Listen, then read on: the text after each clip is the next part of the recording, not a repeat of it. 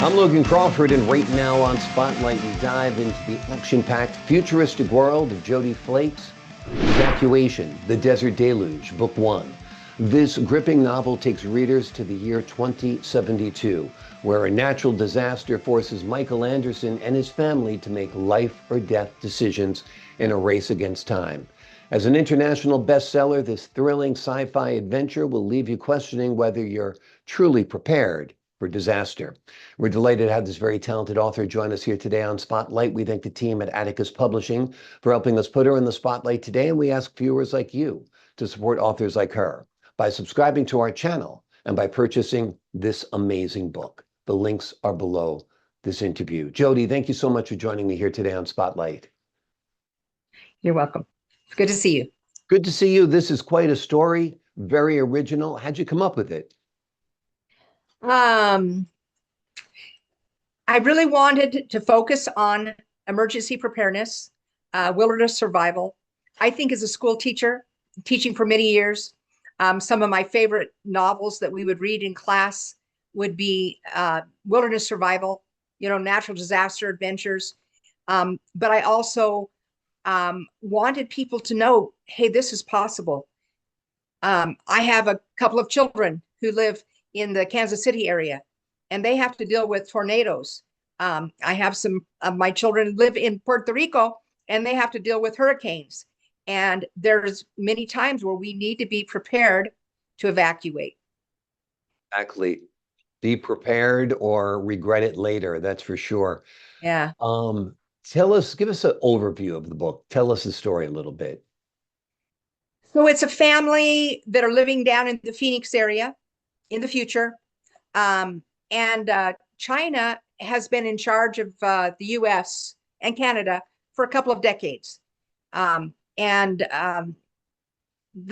dad is a police officer now with the China New Security. And the family is really large. It's very unusual in 2072 to have so many children in a family. Things are pretty sticky with the government. And the Chinese government has decided that all Native American reservations need to be emptied, that it's not fair, it's not right, that they should have their own property and their own reservations. And so they're definitely attacking all the people, all the natives that are in these reservations across the United States and Canada. In Arizona, there are 22 Native American reservations. So there's many. And down in the Phoenix area, in Queen Creek, where this family lives, it's close to the Pima, the Salt River Pima tribe. And all the security officers have been directed by the Chinese government that they must forcefully remove all of the Native Americans. And there's a certain date that is set for that time. And also at the same time, there's been unusual amounts of precipitation in Arizona. I think often when natural disasters do strike, it's not always something we plan for or think ahead. And so I wanted to put Arizona, known for its desert, to be a place where we have this big flood. And so, and up in the northern part of Arizona, we have lots of snowstorms. I actually lived through a snowstorm in Flagstaff in 1967. We had 8 feet of snow in one night. Yeah, so I know it can happen in Arizona. And living here on the mountain where I live, we have a lot of snow. And in the story, we have 2 years of unprecedented amount of snow and rain. And all of the dams along the Salt River are just completely full. And as things happen, all the dams burst. And so you have this desert deluge that just comes flooding through the Phoenix Valley. And so people, and it just so happens that this huge flood happens on the same day that the dad and the family is supposed to go and remove the Salt River Pima from their reservation. So the kids, they end up trying to escape this, and they're evacuated. The whole family, about 2 million Phoenicians, are trying to escape from with their lives and to escape the valley from all of the flooding.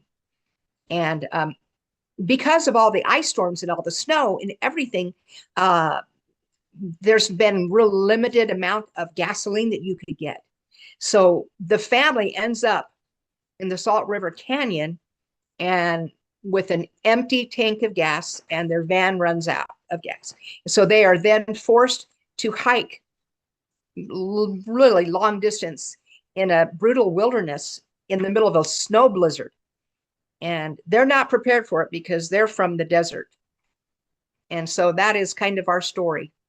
It's an amazing story and has all the hallmarks of a great disaster book and even a great disaster film. I mean, you've got the United States taken over by the Chinese, and they're, running things as they see fit. And you've got this unprecedented disaster happening in Arizona, and a family striking out on their own on foot. Have you envisioned this as a movie? Oh, sure. Yeah, of course. Yeah, it'd be I, fun. It's watching it on the big screen, right? yeah, yeah, I've written 7 musicals. This is my 3rd novel. And so I think anytime you write, you usually envision it, as a movie. Yeah. Exactly. Has your background in music and theater helped in the crafting of this novel, in that maybe you made it more visual than you might normally make it, that kind of thing? Tell us about that, your influences. Yes, I do believe so. As a matter of fact, I had written the musicals, and then I thought, I want to try my hand at writing a novel. And I can't tell you how completely opposite the genres are. It's completely, completely different because of how you have to write. And so I've been to a lot of conferences. I've been to a lot of sessions to learn how to write a novel. And I'm learning a little bit more, and I'm enjoying it. I enjoy the craft of telling a story, either through music or with a written word. Absolutely. They're completely different, writing a novel that's a thriller and writing a musical, but you're still storytelling, of course, and that Yeah. is part of the process as well. What do you hope readers take away from your book? Well, I do really want them, as they go through the book, to see the things that this family do well, and then things they don't do well, and that they might kind of internalize it and think, okay, this is what I could do to become prepared. This is how I could prepare to be evacuated or have emergency preparedness in my mind. At the end of the book, I put a whole list from the Red Cross about what you need to do to be prepared to evacuate or emergency preparedness. We never know when natural disasters may strike. And I know as a mom, I want to be able to take care of my family and make sure they're safe and secure. And so if we're prepared, then we don't have to fear as much. And so I also want people to, especially United States citizens, to become more self-reliant themselves in their communities. And I hope that by reading this book, they can sense that there are some people they can trust and some they cannot. There's a lot of tattling that's going on, and a lot of people are put in prison camps because they have told or squealed on their neighbors.